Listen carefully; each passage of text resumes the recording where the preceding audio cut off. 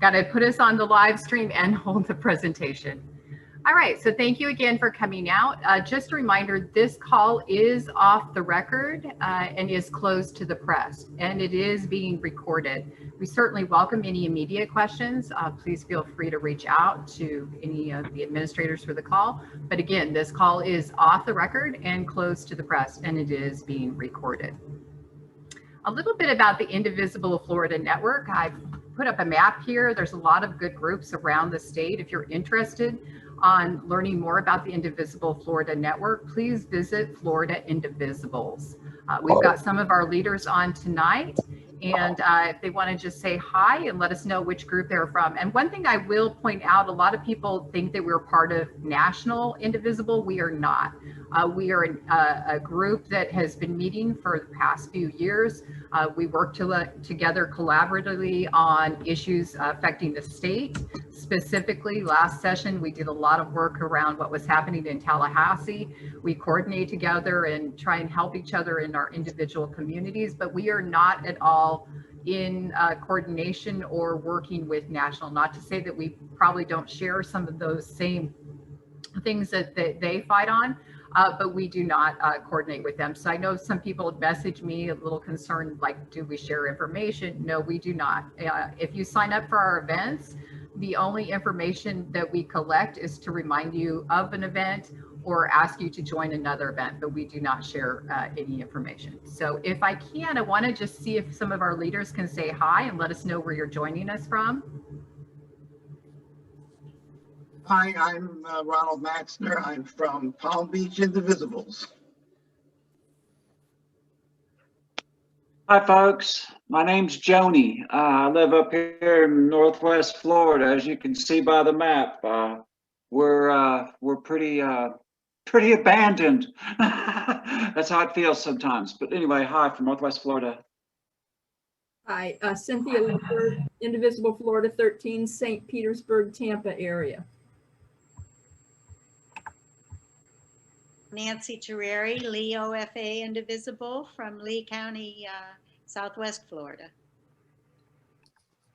I'm Barbara Byram. I'm with Citizens for an Engaged Electorate in Levy County, Florida. I'm Jane Hunter from Englewood Indivisible. I've got us on video, so. When are you going to speak? Hi, Lori. This is Vicki and Bill Welsh. We're from Indivisible Action, Southwest Florida. Hey, good to see some of our good folks around the state. Do we have anybody else from our Indivisible Florida Network here? Hi, Christelle Martin, Palm Beach Indivisibles. Christelle, awesome. Hi, this is Rob Sabursky from Indivisible Safety Harbor. Safety Harbor. All right. Anybody else?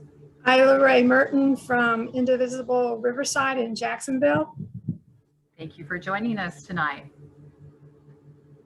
I'm Anna Anselmo. I'm a co-lead of Broward for Progress along with Lori.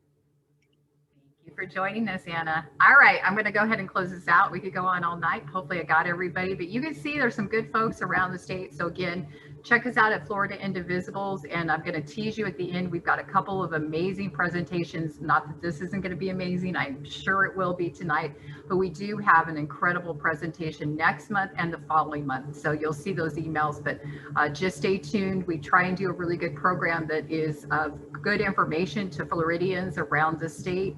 And I'm sure tonight will be a really good presentation as well. Just a reminder of one of my favorite quotes: alone we can do so little, but together we can do so much. I'm going to stop sharing there, and I'm going to hand it off to our presenters tonight. We have Ben joining us, and I think, Ben, you're the one kicking this off from the Southern Poverty Law Center. Super excited that they're going to be bringing this information to Florida. This is timely. You know, we're all, and I want to be clear, this is not meant to be any type of partisan issue. You know, information, truth, and justice, and all of that, and what matters and why is it important. This is not a partisan issue, and so I'm really excited to hear what the Southern Poverty Law Center has for us, because we hear a lot of misinformation, not just in Florida, around the country. So really excited to hear what you all have to share with us tonight. Ben, take it away. Lori, thank you so much. And thank you, Florida Indivisible, for hosting us. Like Lori was saying, my name is Ben Unger, and I work with the Southern Poverty Law Center. I'm honored to be joined by a couple of my colleagues, and I'll let them introduce themselves for a second. I just want to lift up at the top here that our close partner in our work to combat political violence in the state of Georgia is the New Georgia Project, and Aklima is here from New Georgia Project to talk a little bit about their work and some of her expertise on this work. So she's an honored special guest as well. And I'm gonna, as I share my screen, I'm just gonna hand it over to Rachel and Aklima, my two co-hosts, just to allow themselves to introduce themselves up front. So Rachel, do you wanna just say hello and introduce yourself and the role you play at SPLC? Hi, everyone. My name is Rachel Goldwasser, she, her, hers. I work for the Intelligence Project. What we do is we essentially monitor and collect data on extremists from across the country, both anti-government and hate groups. And it's really wonderful to be here with you all tonight. All righty. Thank you so much, Rachel and Ben. Really honored to be here with everybody in Florida. Thank you so much for allowing us to come and talk with you all about some really important topics. My name is Aklima Kondoker. I use she, her, hers, and I'm the Chief Legal Officer for the New Georgia Project. Now, one of the beautiful things in this quote that was uplifted today is that, you know, alone we could do so little, but together we could do so much. And that's why I'm bringing greetings and messages from Georgia, because a lot of what has happened in Georgia is also happening in Florida. So I'm so happy to be here to talk through some of these issues that Florida is facing specifically, how this links to other states, and to also talk a little bit about the work we do here at the New Georgia Project. So we focus on voter registration, civic engagement, and we also make sure that people do not have barriers to the ballot. We find different methods of doing that, but that is our interest and focus, making sure that more people can realize their voice through their vote, because that is most fundamental to all of our rights here in this nation. So thank you all so much for having us. And I think we are ready to get us started. But before we go into our entire programming, I do want to say that we'll be talking about violence, extremism, and racism. And now these issues are serious and very triggering to many. So please keep that in mind as we go along. So today we're here to talk about disinformation and extremist activity through the lens of voter suppression. Now, voter suppression is a powerful tool that fuels extremist activity. Likewise, disinformation is a form of voter suppression that leads to extremism. So when we're talking through this different terminology that's on your screen right now, please keep in mind that all of these different themes are linked. When we're thinking about extremist activity, we have to also consider the fact that extremist activity is typically born from disinformation that then leads to voter suppression that then fuels extremism. We'll get more into that as we go along, but let's talk through some important terminology first. So we have on your screen some important terms that everybody should be familiar with as we're talking through things. So political violence, I think that term is straightforward. This is actual or threatened physical force or intimidation aimed at preventing political participation. I think the vivid imagery that comes to mind when we think about this is the January 6th insurrection. That is blatant political violence where you have a group of people who oppose the outcome of our fair and democratic elections, that seek to cause others harm, to make them fearful for their lives, and to prevent them from participating using violence as a tool to suppress those people's voices. So that's an example to think through as we're thinking about what political violence means. Moving on to intimidation, that is any act that causes fear of participation in the political process. So this has to do with a wide range of people across different activities having to do with our elections or civic engagement. So in the state of Georgia, as well as other states, we've seen things like doxing canvassers, social media bullying, carrying weapons at polling locations. I know that in Georgia, we had election workers that would receive death threats on their cars when they were leaving an election site at the end of their shifts. And all of those different examples that I just kind of overviewed: doxing, social media bullying, carrying weapons at polling locations, showing your sidearm while somebody's standing in line, notes on your car, receiving death threats, things like that. All of these things are to intimidate a person out of participating in the process. Now, when we talk about political participation, a lot of people just think, oh, that just means voting. That just means showing up to my place to vote. It's much more than that. When we think political participation and the way that intimidation and violence can stop you from participating, we're talking about voting. We're talking about volunteering. We're talking about registering to vote. We're talking about working with an organization or political party, running for office, canvassing, grassroots, mobilization, all of these things. So political participation encompasses so much more than the actual act of going in and casting your ballot. It's everything that aligns you with your community. So political participation, civic engagement is much broader than what we often hear about when we're talking about our elections and we're talking about voting generally. Misinformation. So there are two key differences here between misinformation and disinformation. So the definitions are here. Misinformation is false information that is spread regardless of intent to mislead people. So typically misinformation can happen by accident. You just think something and you tell somebody the wrong thing. It can be something that is intentional, where you have a misappropriated photo of police officers injured during a protest, for example. We've seen this in the news, where someone captures just a snippet of information and they reappropriate it in a way that is harmful to others.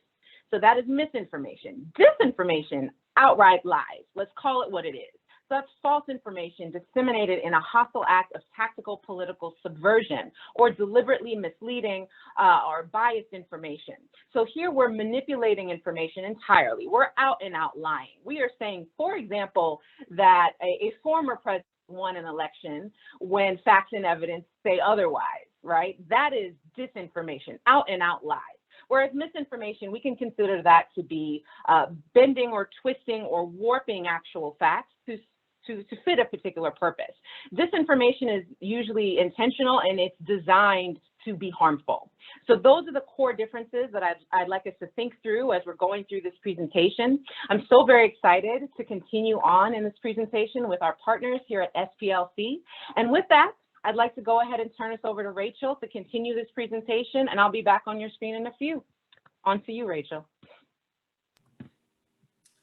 Hi all, again, thanks for having me here. As I mentioned, I work for the Intelligence Project. We look very specifically at anti-government and hate groups. In the chat, I have dropped a couple of links that are to our lists. Every year, we compile lists of both anti-government groups as well as hate groups that have been active during the past year. These groups are sort of vetted extensively through our research. And so I'm going to go over some of the groups that are on the list and groups that we have seen and observed in your great state of Florida. So the first thing I wanted to talk about is Florida's landscape and a little bit about what makes Florida sort of unique, since there are extremists across the country, unfortunately. One of the things that makes it unique is just how very political it is. I think you all are a great representation of that. Part of it, I think, is that the presidential elections, often hedge on Floridians and how they vote. And I'm sure there are other reasons that you all could sort of school me on as to why that's the case. What we find, though, when we're looking at extremist groups is that there are individuals that are either on their own or part of groups that are sort of overtly political, and they end up becoming ideologically extreme, so, as along the spectrum. And then there are people that are ideologically extreme already, often part of extremist groups, and they become interested in participating in politics as a result of that. And unfortunately, part of what can happen is it can result in increased political violence. So there are a couple samples you can see on your screen of people that we consider extreme who are in Florida. And one of them, Laura Loomer, you've probably all heard of her by now. She is extremely anti-Muslim. And she is actually, thinks that she won the primary, she lost the election, but she unfortunately is running again. She has already said that she will. I think there is absolutely no question that is what is unfortunately going to happen. The second one is Augustus Saul Invictus. He worked in libertarian politics for quite a while, actually, and then became a candidate. He's very, very popular as what is called alt-right. Essentially, they're fairly bigoted. You can't kind of put them into one category. They're closest to white nationalists and sort of what their belief system is. And he, as you can see on the screen, he very much is a supporter of this idea of a second civil war to preserve what he calls Western civilization. He likely will not run again. There's no way to know, but he was arrested for domestic violence and charged. And so I think that may put a damper on his political goals in the future. And then again, as I think you're all aware of, we've got the sort of Florida-Georgia line, right? And we've also got Floribama. I'm in Montgomery, Alabama, so I know a little bit about that. And one of the things, unfortunately, that comes from that, there's a lot of good things, right? Like the Gulf, is that we have neo-Confederate groups that are on both sides of the line, and they often work together in concert. And so I'm going to go into a little bit of who those groups are that are in Florida. So that includes League of the South. They unfortunately work very closely with the Ku Klux Klan. Identity Dixie, they helped to organize the deadly Charlottesville rally as well. And most recently, one of the things we saw was across the country, but in Florida as well, is this move to rally around, saving Confederate statues, and that included Florida. And in Florida, we actually saw Proud Boys members, Oath Keepers from the Oath Keepers militia, as well as 3 Percenters, also often militia members, and a QAnon adherent, all working together to protest against both Black Lives Matter and the removal of Confederate monuments, which is not something, unfortunately, that we want to see happening in the future. And we're working very hard through some projects at SPLC, both to make people aware of that and also to work to sort of remove those Confederate monuments they're trying to protect. There's also a number of mainstream groups in Florida. Mainstream groups often have lobbyists, right? They work with legislators. They sometimes seem as if they're legitimate when really they're extremely hateful toward other races, other religions. So there are 3 Act for America chapters. Act for America is a national organization. It's quite large. As one thing I guess I can point out, Brigitte Gabriel, who's the leader, she said that practicing Muslims can't be loyal citizens of the United States. I think we all know otherwise. There's also one called the United West, and they spread a lot of anti-Muslim rhetoric and conspiracy theories. And there is Citizens for National Security. They're based out of Boca Raton. And they host a lot of anti-Muslim speakers in the area, unfortunately. There's also an anti-immigrant group called Floridians for Immigration Enforcement. And they played a major role in the passage of the anti-sanctuary bill in Florida in 2019. Along with the sort of mainstream groups, as we call them, there are also a number of fringe hate groups and anti-government groups. You've probably heard of a lot of them already. So I'm just going to kind of go through quickly. I think one of the most notable right now, Enrique Tarrio is the head of the Proud Boys, and unfortunately, I apologize to you, is also a resident of Florida. He helped to coordinate a number of rallies last year in Florida, and of course, he helped to coordinate the insurrection on January 6th, specifically the Stop the Steal rally. He was arrested, so he actually wasn't on premises at the time, but members of his organization who call themselves Western chauvinists were. You can often spot them. They wear black and yellow polo shirts. Originally, they were wearing Fred Perry's, and Fred Perry spoke up and said, no way, and he actually discontinued the line of shirts, so they were unable to purchase them in the future. So yay for Fred Perry. Atomwaffen, I'm sure you've all seen in the news. They're a neo-Nazi group, very scary, organized as terror cells. They've committed homicide against a number of people, including their own members. They unfortunately are still active in Florida, although the leaders have been arrested.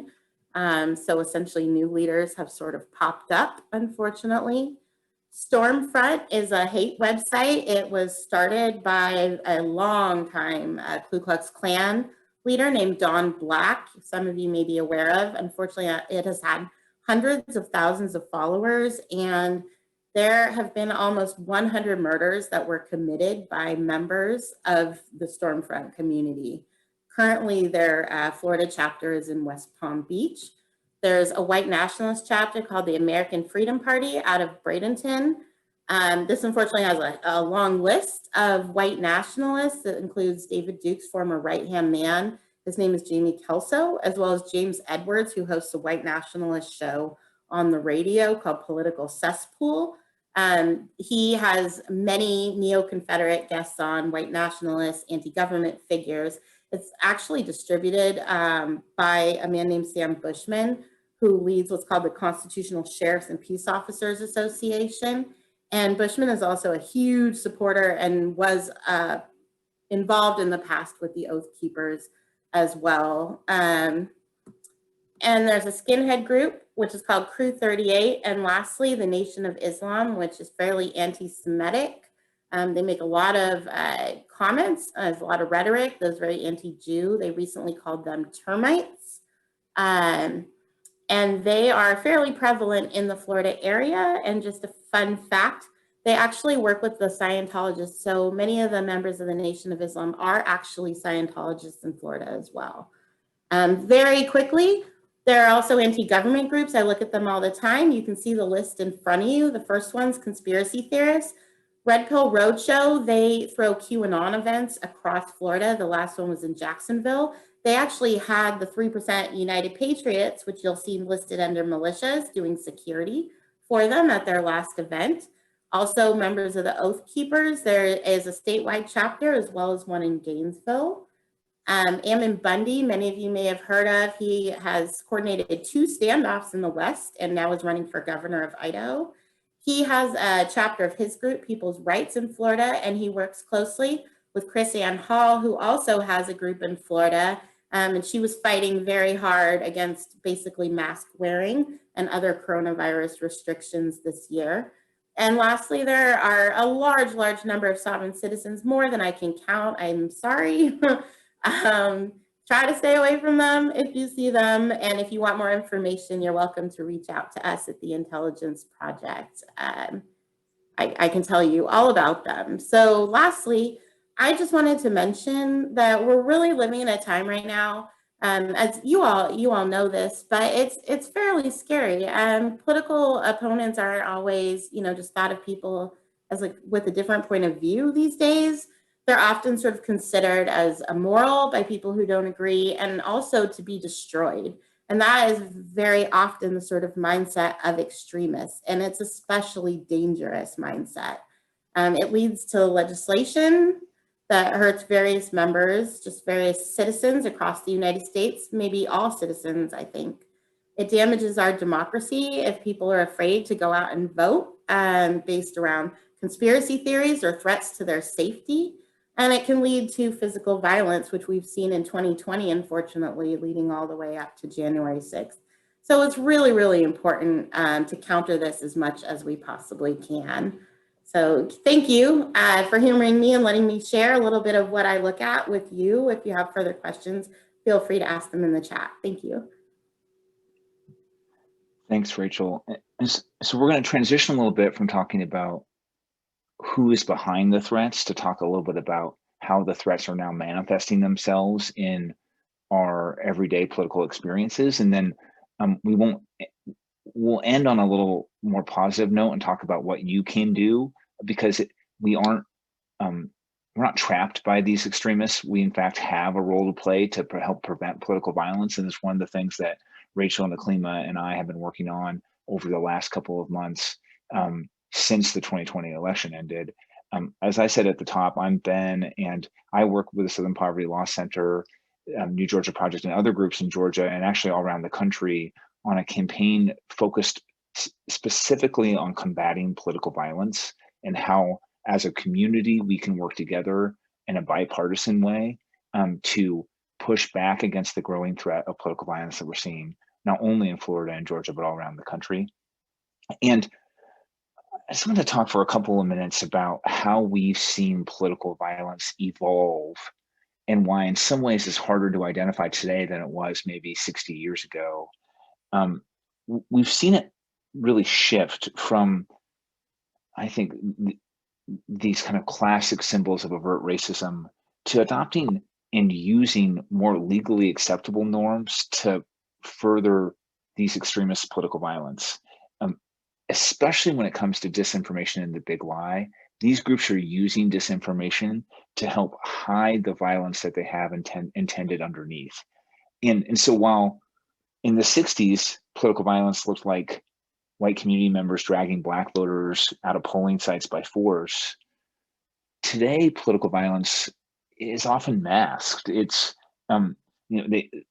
Proud Boys especially, but other groups too, you use the symbol of political protest to hide their violence under arguments around Second and First Amendment rights. They do the same thing when it comes to the disinformation and the big lie. They use this false information to legitimize their suppressionist tactics in state legislatures and all around the country. And political violence, we see this, it's often partnered with policies that work to suppress voters. So again, in the 60s, again, to kind of look at how it used to be to how it is today, white community members use violence to intimidate voters and pass laws to make voter access more difficult, like poll taxes. Today, that same marriage is true, but they've done a better job of making it hard to see. So the violence in the community that threatens Black and brown voters still exists. But then white elected voters, elected officials, I should say, use mis and disinformation to excuse their attempts to roll back voter protections. So what we're seeing now is the same tactics, the same goals, suppressing the vote of Black and brown voters, but hidden through disinformation and misinformation so that they can actually meet the same objectives without necessarily using the same tactics that I think people think of when they think of political suppression from 60 years ago. And their goal is really clear. They're trying to manipulate a political outcome to help reinforce their own agenda. And the formula is scary, and we're seeing it happen in states all around the country. And we're going to have to work harder to stop it, because so far it seems to be working. They start by using disinformation to lie to voters about election results and fraud. And we all have seen this happen. We've read about it in the news. We've talked about it with our friends and family. 76% of Republican voters believe that Trump won the election. The disinformation seeps in a way that people, they don't accept the true reality. Then, once that disinformation is seeped in to a voter's soul, they use that disinformation to justify violence. If Trump is the true elected president and Biden is actually acting as president, that's an injustice. And the only remedy to an injustice that's that extreme is voter suppression and political violence. And so they use that lie and that kind of violent rationale to then go into state legislatures and pass laws to address their false claims. And so we're seeing in places all around the country, we see it in Georgia with SB 202, we see it in Florida with SB 90, that legislatures are going in and passing suppressionist laws that are built entirely on disinformation and the big lie. But then after they do that, the extremists, they just push for more. Because the disinformation and the lie is so deep, there's no satisfying their urge to overturn the current system. And so even after Republicans go, and it is in this case almost entirely Republicans who are doing this work, go and pass these laws to suppress voters, the extremists call for more. They say it's not enough. And the people who aren't willing to do more, who aren't willing to run fraudulent audits like they're doing in Arizona, who aren't willing to say the election was completely fraudulent, like our Secretary of State, Brad Raffensperger, who is no friend to voters and no friend to Black and brown voters, he's still becoming a victim of these extremists, and they're going after him for not being as extreme enough. So he's getting challenged by the right. He's very likely to lose his Republican primary and not become the Secretary of State again. And then the cycle continues. The next thing is not extreme enough. They get even more extreme. The next thing's not extreme enough. And we're seeing that happen both at the local level and at the national level. And that's the cycle that we have to break. And we're going to talk about how we might break that cycle in a second. But before we do that, I first want to hand it back over to Aklima and let her talk a little bit about how this formula of political violence is actually transitioning into laws that affect the way that we actually participate in the election. Thank you, Ben. And yes, I think that is very, very true. So when we think about political violence and extremism and what fuels that, we often have that imagery that Ben pointed to. We think about things like poll taxes. We think about old tactics that were overtly violent, dragging people out of polling sites. Jim Crow laws that prohibited Black folks from accessing the ballot, arbitrary things that people have to do that have no real basis in fact, that doesn't help any voters. Things like counting the amount of jelly beans in a jar, guessing that amount in order to have access to the ballot, all of those things. So what we have now in SB 90 is a modern version of those tactics to keep people from accessing the ballot.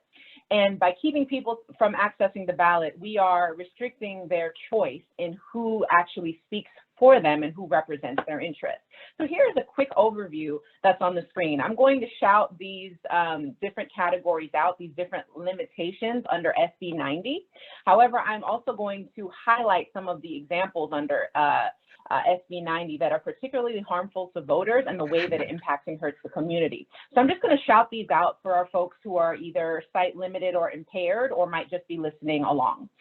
So the big takeaways from the SB 90 anti-voter law in Florida: changes to vote by mail, changes to ballot drop boxes, changes to registration for formerly incarcerated people, revisions as to what counts as voter solicitation, creates new poll watcher ID requirements, changes to election storage material rules, changes to candidates' requirements, creates process for public inspections and system audits, prevents private funding for election expenses, creates new requirements for challenging state election code. So what all of these different changes actually indicate are a lot of the positive steps forward that we saw across the nation in our elections. We know that due to the pandemic, people had to increase vote by mail.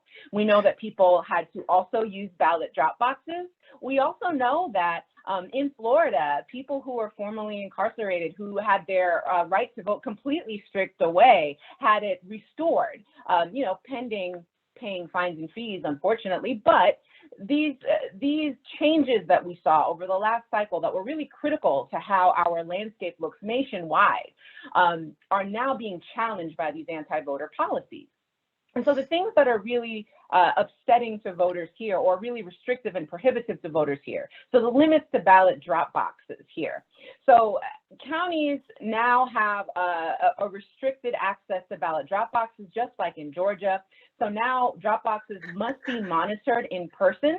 Now drop boxes are also limited to the hours that an early vote site is open. So it's only limited to a county's early voting hours of operation. That is something that's new. It bans election, in addition to ballot drop boxes, limitations to early voting. This law also bans election supervisors from sending absentee ballots to people without a specific request. We saw this across in Georgia as well, where Secretary of State Raffensperger sent all active voters an absentee ballot request form. And that application was sent out to folks so that people across every single spectrum in our state could have access to absentee voting during a critical time where it was unsafe to do that. Because we had record numbers of people that requested their absentee ballots, as in Florida, we saw the same thing there. Now we're seeing those new restrictions, specifically trying to pull back the record turnout that we saw, not only in both of these states, but nationwide. We're also seeing that now there is a mandate that forces voters to renew their standing requests for vote by mail each year. So that means if you are a person that has a standing request with your Secretary of State's office in your county in Florida, if you have that request that you've already put in and you're expecting that, okay, year after year, I should automatically get my absentee request form. I shouldn't have to request it again. Nope. Under this new law, now you must request it again. And now it also limits who can deliver a mail-in ballot on the voter's behalf and how. So what I'm trying to get at by highlighting these different restrictions is, number one, this is a direct result of record turnout that we saw in diverse communities that were previously and historically marginalized and discriminated against. Your people who are in Black and Brown communities who usually do not have enough voting sites, early voting sites especially, so that they can cast a ballot. And by limiting those voting hours, by limiting your access to ballot drop boxes, you are attacking those communities. You are making it more difficult for them to vote. So just saying that in a very generalized overview way that these are changes to our election law is a bit of misinformation, because what you're doing is, what they're trying to do through outlining the prohibitions in these laws is to make it seem as though this is something that doesn't really affect a particular segment of the population, that it is not a direct result of the outcome in our election, but we know that that is not true. So it's important that we understand, as you said at the very top when we started this, that all of these tools, the legislation that makes it more difficult for people to access the ballot, hurts communities. And it hurts our historically marginalized communities the most. And it's really an attack on those folks. That's what we're seeing under SB 90, and this is what we've also seen in Georgia. So what can we do otherwise to make sure that we have our protections in place? At least we don't have any new legislation that can harm voters. Well, going to the next slide, we may have passage of HR 1 and S1 or HR 4, which we hope this happens. We really do hope that we have more federal protections and provisions in place to help streamline how a state is going to administer their elections and have protections in place to protect voters if their rights to vote are infringed. So that brings us to slide number 11 here, the For the People Act and the John Lewis Voting Rights Act. So top line points here, just gonna shout out these bullet points and go into them a little bit more. HR 1 and S1. What does that do? This is the same piece of legislation. It creates national standard for early voting and absentee voting that protects voters from deceptive practices and voter intimidation, saves eligible voters from voter purging, promotes voter access by limiting how and when precinct locations can be split or changed, creates protections for voters with disabilities. So we can think of HR 1 and S1 as the election administration provision of this federal legislation. We could think about it as something that the states can use to adopt so that way they have clear, streamlined standards to make their election administration work easier and also more effective so that voters can access the ballot. When we think about HR 4, we're talking about new list maintenance processes, creates a nationwide demographic threshold that must be met before changes are made to precincts, voter machines, and vote by mail processes, changes requirements for documentation to vote. So what are we talking about here overall with HR 4? Well, we're talking about bringing the muscle, bringing the power back into our Voting Rights Act.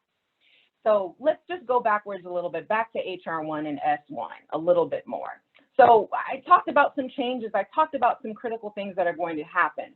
So what this does is makes it easier for people to vote by automatically registering every eligible citizen, guaranteeing mail and early in-person voting options in every state, and effectively making sure that we don't have voter identification laws that make it prohibitive for people to access the ballot. So overall, what I'm talking about has to do with process, election administration. That has to do with the basic ways that a person can interact with their elections office so that they can continue to enjoy the right to vote unabridged and without unnecessary restriction and barriers. That is essentially what HR 1 is supposed to accomplish. Now, HR 4, I started to mention, has to do with putting the power, putting the muscle back into our Voting Rights Act. Back in 2013, with the Shelby v. Holder decision, our Voting Rights Act was essentially decimated because we no longer had that all-important pre-clearance requirement that made it more difficult for Southern states to have these prohibitive laws that we're now seeing in Florida and Georgia and in Arizona and in so many places across our nation. So what this is going to do is to have our pre-clearance back into effect. So what that means is the Shelby v. Holder decision, just back us up a bit. What that decision ultimately said was racism is dead. We don't need pre-clearance anymore. States, you do what you got to do. So what is pre-clearance? Pre-clearance is a way for the Department of Justice to review analyze, and approve critical changes that are made in your election. So that means whether you want to move a polling site, whether you want to remove a polling site, whether you want to change how you purge people off of the rolls, all of those sort of changes that we're hearing coming out of SB 90, that we're hearing coming out of other states such as Georgia, that is the sort of those are the sort of things that would have to go to the Department of Justice for pre-clearance before they are adopted. Unfortunately, when Shelby v. Holder happened, that no longer is a requirement. So then we saw a flurry after 2013, after that decision went public, of all of these anti-voter laws and policies and processes. We saw heightened voter ID laws. We saw polling place closures. I think we had over 300 in the state of Georgia.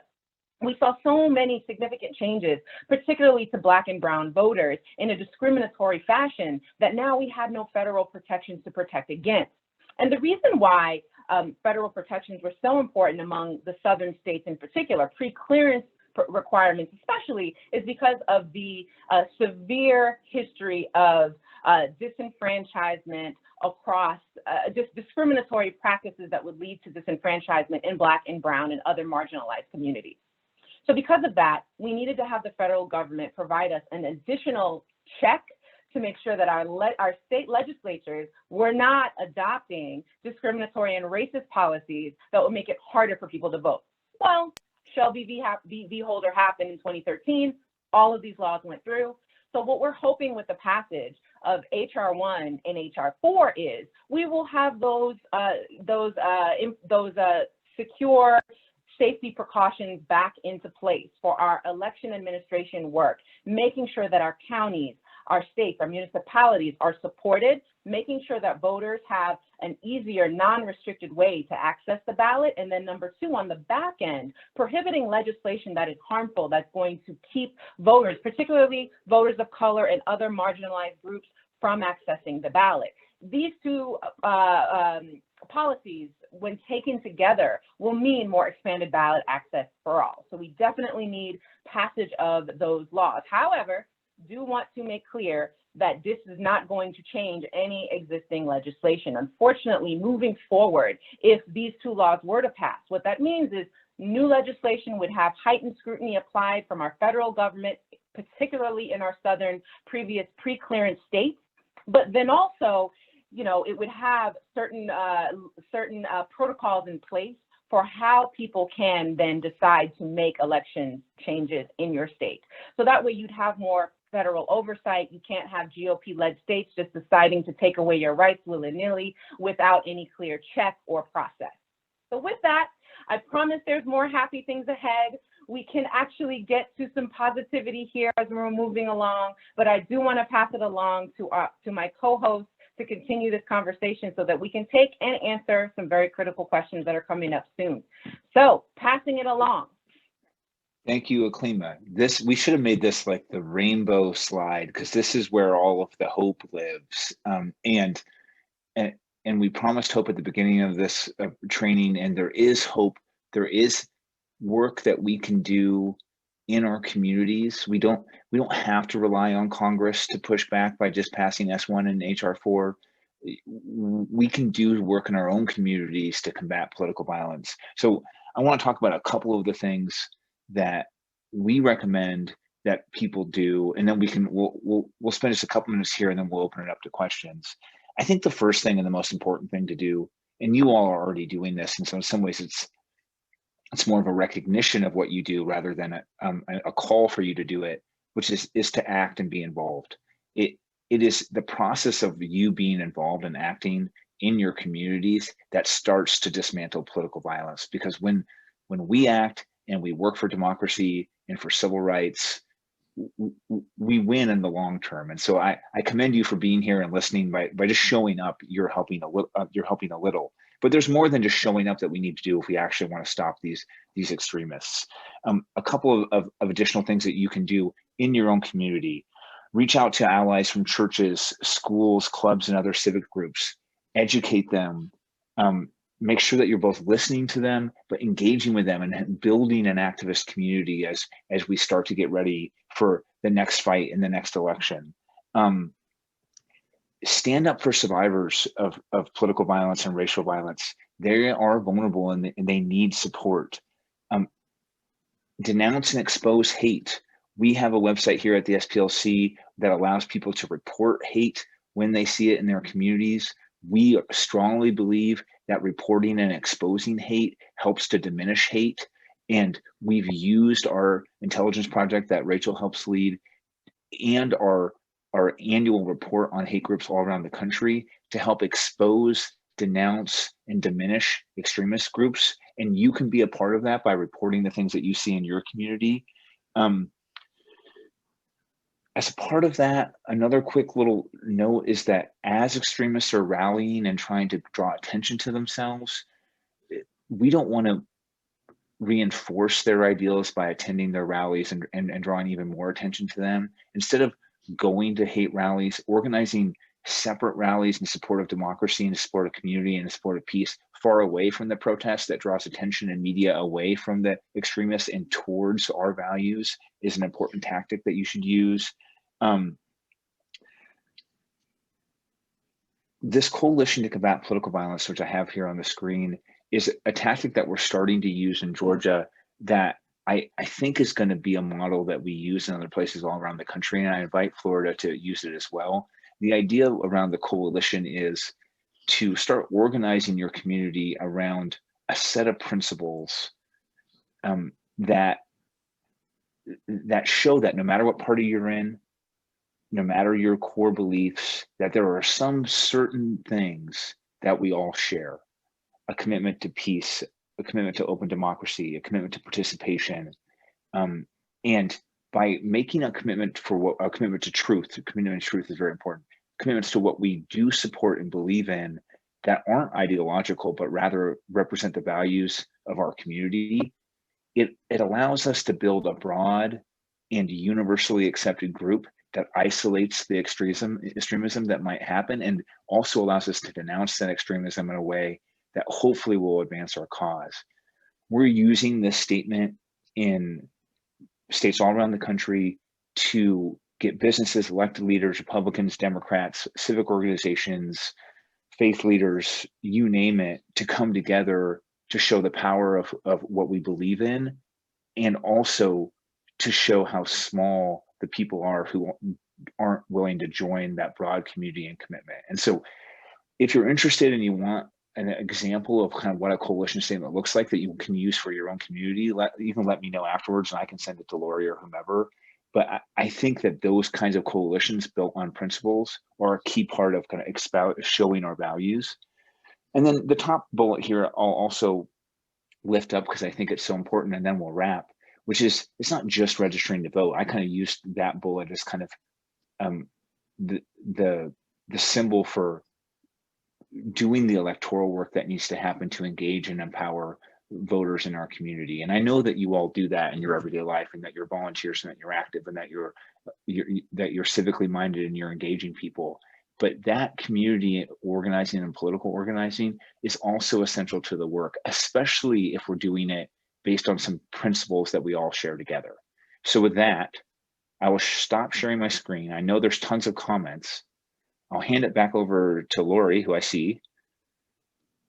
And Lori, even though we didn't leave as much time as we were supposed to for questions. Okay. No, we're good. I know I said top of the hour, so we're good. Great presentation. I'm gonna just ask if folks want to throw in. I've already seen a couple there, and our admins will help. Before we go to questions, I am going to point out we have a couple of upcoming events for folks. So please, I'm going to drop into the chat, but I did want to alert folks next month.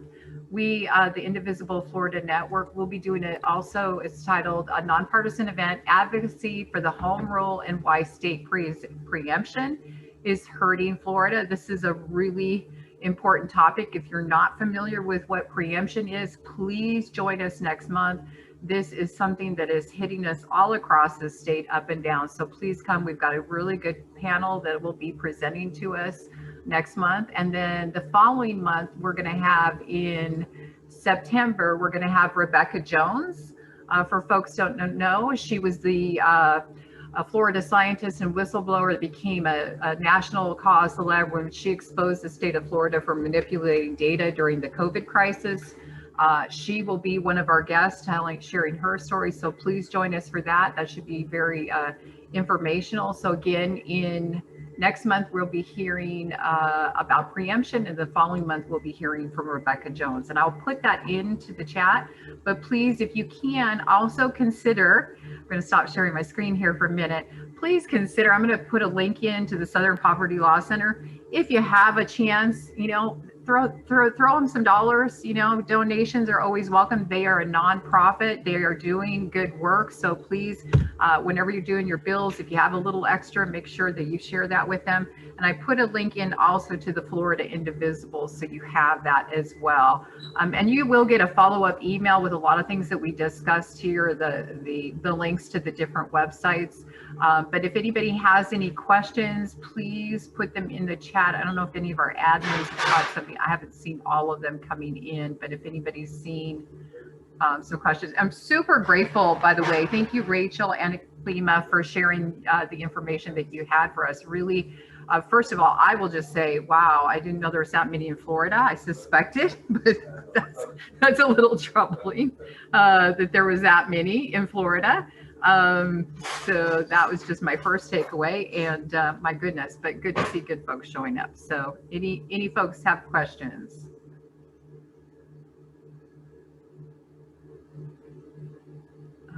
Let's see. Let me. Lori, I saw one question. I was like just scanning through quickly. Yeah. Someone asked a question about whether or not S1 and HR 4, the for the people in the Journalist Voting Rights Act are dead, because I think there were lots of people who were reporting a premature demise of those bills a couple of weeks ago when they were in the news. My understanding, and Aklima, you might know better, is that those bills are not dead. The Senate specifically brought those bills up to try to push the envelope on the issue, and try to force Republicans to take tough votes, and also to start to test the waters with some of their moderates. I think if everyone remembers, we actually got all 50 Democrats to vote for those bills for the first time. We had to make some compromises, as we always do in Congress, but we got all 50 Democratic votes. And what that did was set the stage to allow us to start serious conversations about making filibuster exceptions to help protect voting rights. And so what's happening now behind the scenes is that Leader Schumer and Speaker Pelosi are negotiating to try to figure out if there are ways to bring those bills back to the floor and to get the moderates in the Senate to agree to filibuster exemptions that will allow them to pass those bills with only 50 votes. That's a long shot. So it's not like they are on life support, but they were always on life support in a Senate where the rules are stacked against the majority in favor of the minority. So it's always a long shot, but they're still fighting pretty hard, and people shouldn't give up hope on those bills yet. Yeah, absolutely. And that's a good point about the filibuster. Nothing's done. Remember, we were going to lose the Affordable Care Act. We were going to lose like a lot of things you never know. So we're in a summer, and if you're an activist, or you can make those phone calls or do whatever you can, nothing, don't ever give up hope. Great question. I think there was also a question in here. Joni Parks has a question, and she's unmuted herself. Okay, go ahead. But thank you, guys, and yeah, don't give up hope.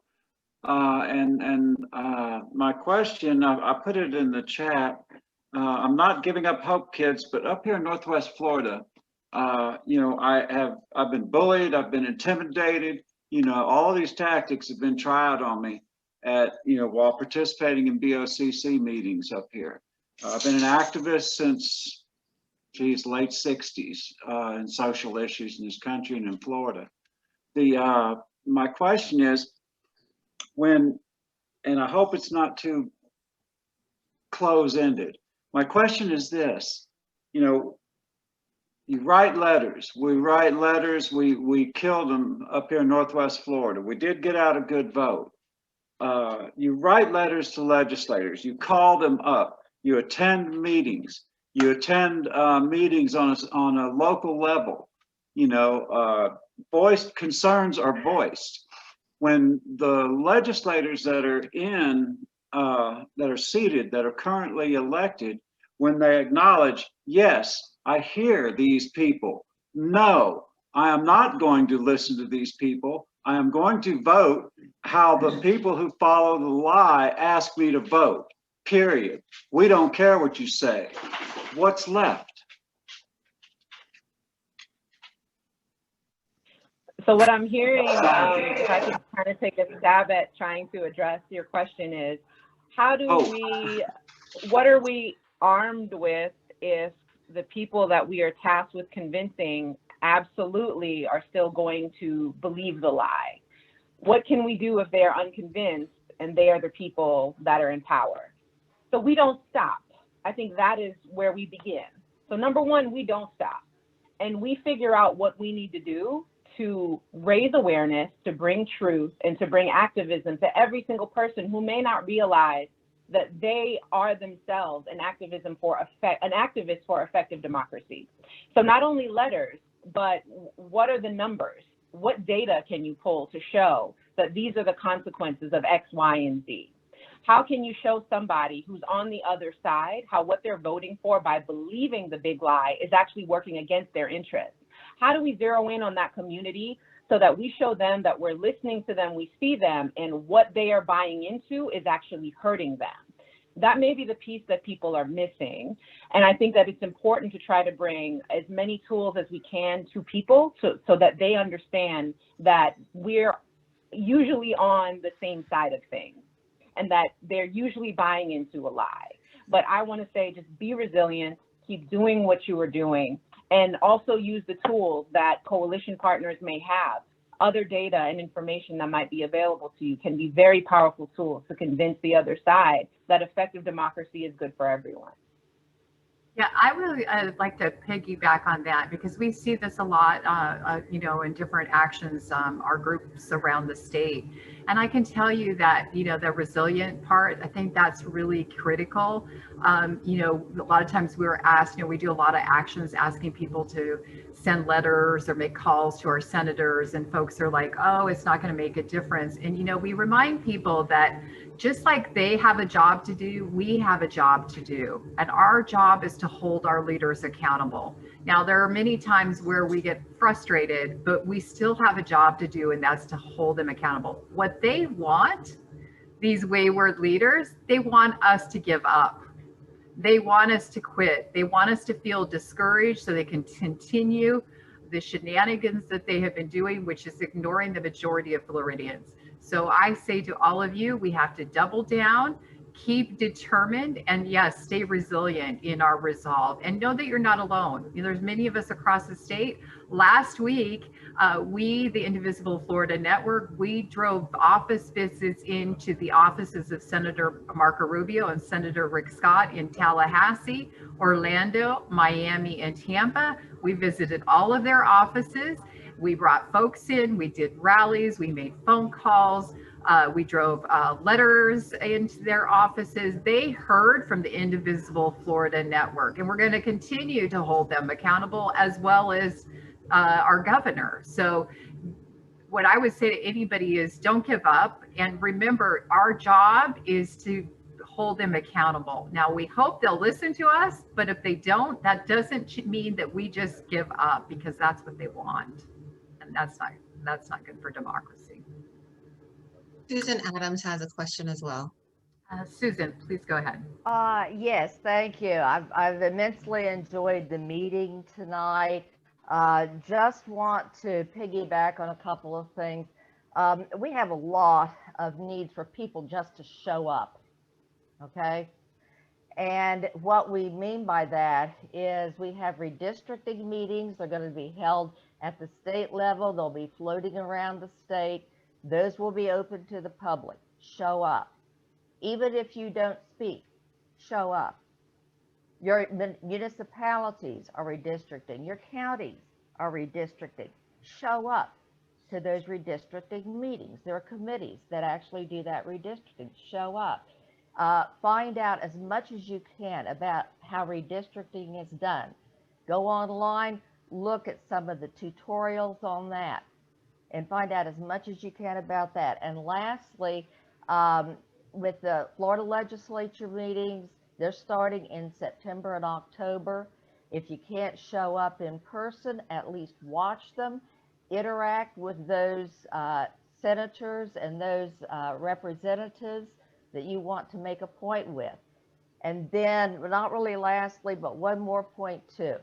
I make a practice, since I've been lobbying the legislature as a volunteer lobbyist for ever since the 1980s. I regularly donate to the opposition of any candidate that I believe is not doing their best for the citizens of Florida. You need to start doing that, folks, because there are organizations who will only dole out money to the people who have an agenda. And you know what agenda I'm talking about. So, you know, there are things we can do, and the best thing to do is show up.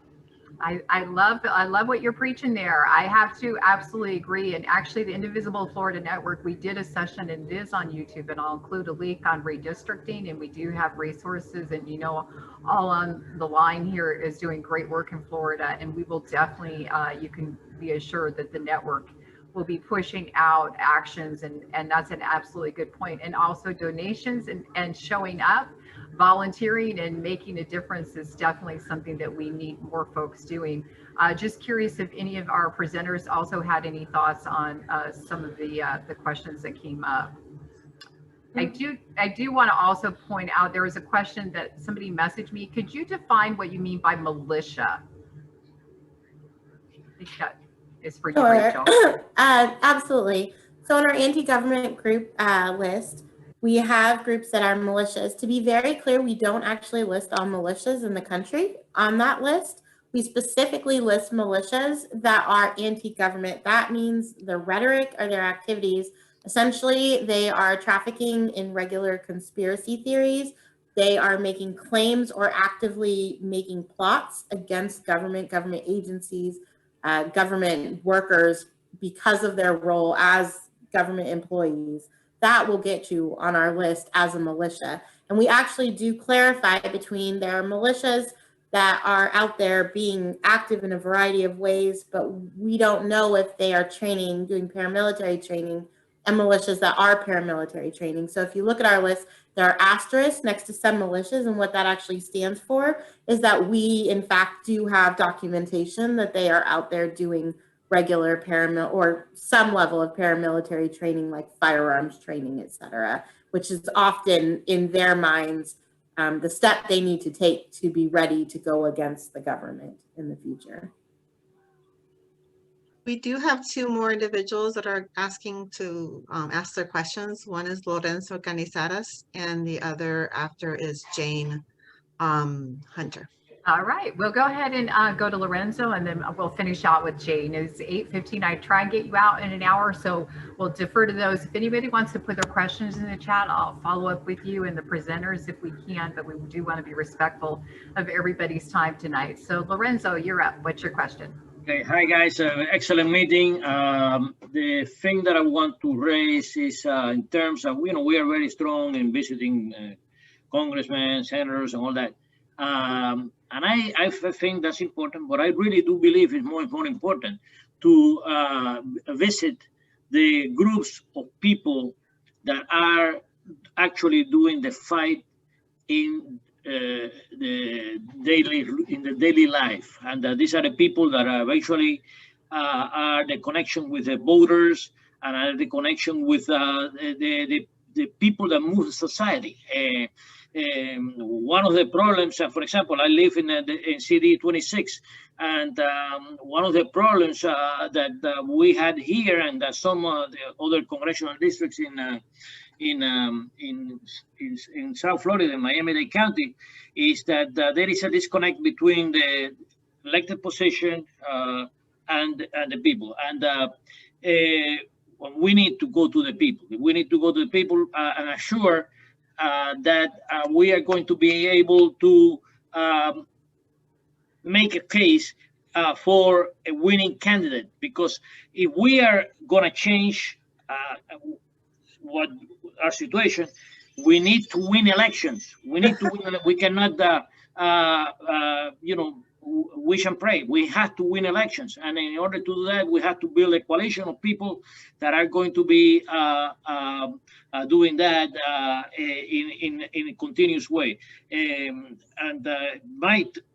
To summarize, the point is that we need to start paying attention to the.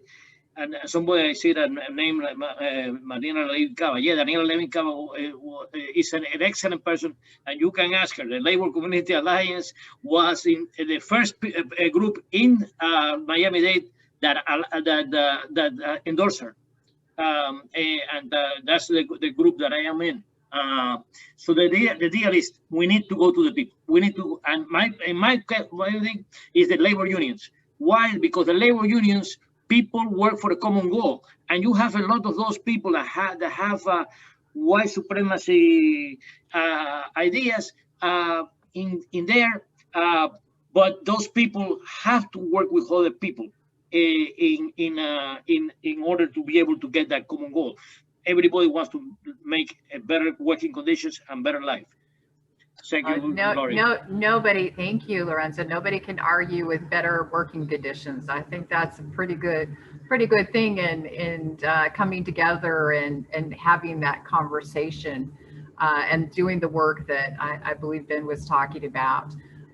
Last question, if I can, from Jane, and then we'll close up. Thank you, Lori. Good to see you. People in Southwest Florida probably can tell you a lot about this because it's happened to so many of us when we go out to protest. We've been shut down or have just decided it's not worth it because we get taken over by the Proud Boys and the miscellaneous hangers-on that come with them.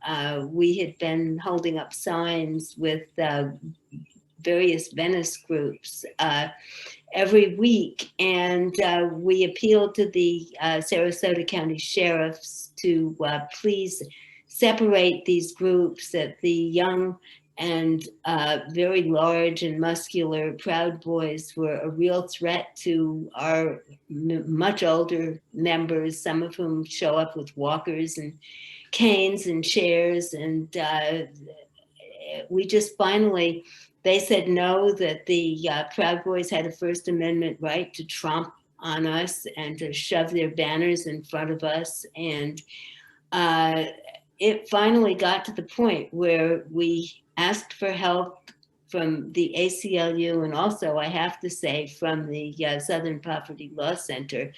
And the only response we got was from the ACLU, which said that we really wouldn't be able to get a protective order against them until somebody got hurt. So that really wasn't acceptable. I really hate to end like 60 some odd years of activism with giving up on this. If there's a way to push back legally, I would be interested in pursuing it. I don't know if you're talking about protests specifically that are happening outside of an election day, but I can tell you if you're talking about things that are happening on election day or around an election. No. Okay. Just weekly shows of our strength, and it's a very deep red area. So, you know, it's important that we get out and show that there are people who support the Democrats and support healthcare, et cetera. So I saw that Rachel was also going to say something, so I'm also going to keep my response super clipped and short. I am just going to refer to, if something is happening around Election Day, 866-OUR-VOTE, our National Lawyers Committee Election Protection Hotline. That's where you go whenever there is intimidation at the polls on Election Day. Though folks do have a First Amendment right to free speech and freedom to protest, that does not mean freedom to intimidate and to harass. That is something very different. It is a shame that unfortunately y'all were not able to get that help from powerful groups that usually defend against that type of intimidation. But certainly SPLC and other groups can help with that issue. So I think Rachel had some tips. I just want to pause to give Rachel an opportunity to answer. Thanks. Sure. So I guess one of the first things I'll say is that we are working, and Ben also together is working on sort of fighting political violence very specifically this year, because this is not okay. It's not acceptable behavior. I definitely will make sure you have my contact information, Jane, if you haven't seen it. So you are welcome to reach out to me. There are other areas in the country that also have dealt with similar problems relating even specifically to the Proud Boys. And so I am absolutely sure that they have some tips that will work for you.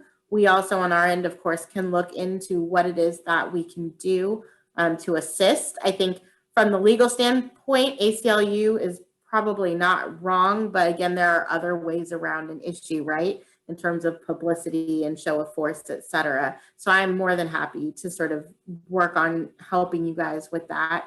And then the other great news, this is for everyone, including you, Jane, which is that since the insurrection, the Proud Boys they're not really sure what they're doing right now. They're a little dispirited, it looks like, in trying to figure out what their path forward is. And what it looks like to me is something fragmented, with some of them spending quite a long time behind bars, hopefully. So potentially that could help, at least in the future. I think this is something that we're going to have to come back to, because I know that others have around the state have talked about it. I just want to defer to my co-leader Anna for a moment, because our group, Broward for Progress, has come up against Enrique Tarrio and the Proud Boys on several occasions in Miami-Dade and Broward County. And we have, I think, a pretty good tactic for dealing with their shenanigans. Anna, do you want to share with folks what we do when they show up? Do the cowbell. Cowbells. And so when they have their speakers on, we just stand by them and ring a cowbell so they can't be heard. We don't engage or whistle. We don't engage. We don't speak to them. We don't harass. We do nothing but stand there and just hit the cowbell. When they stop talking, we stop the cowbell or the whistle or whatever it is. Again, we don't engage. We actually ask everybody not to engage, because they're not there to have a conversation. So we do the cowbell. I love a cowbell. Yeah, that's what we found. But the key to that is really prepping the people that are going to be with you.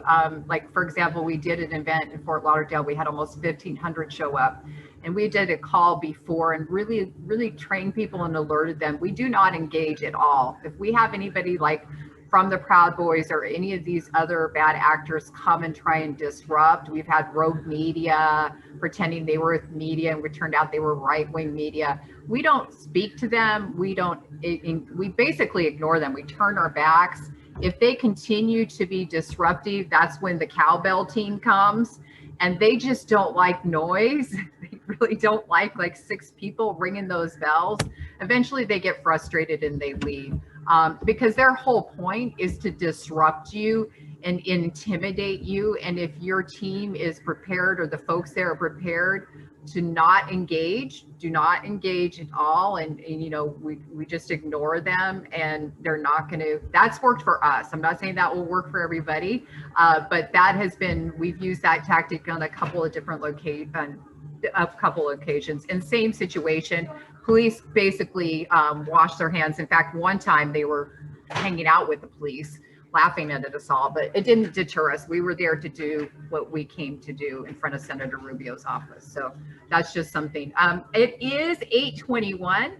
I want to thank everybody so much for coming out tonight. And I want to especially thank the folks that came out, our presenters tonight, Ben, Rachel, and Akima. Thank you so much for sharing this information. I know you've empowered Florida. This is not our first conversation. It won't be our last, but I feel like we've gotten a push forward in Florida, that this isn't something we just talk about on social media. We're getting some good information. You all have resources now. You see names and faces of people. If you have questions or you want to know more, you know where to go. And if we don't have the answers, we're certainly going to help you find those answers. So thank you all for coming out tonight.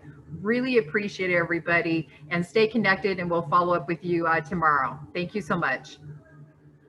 Good night.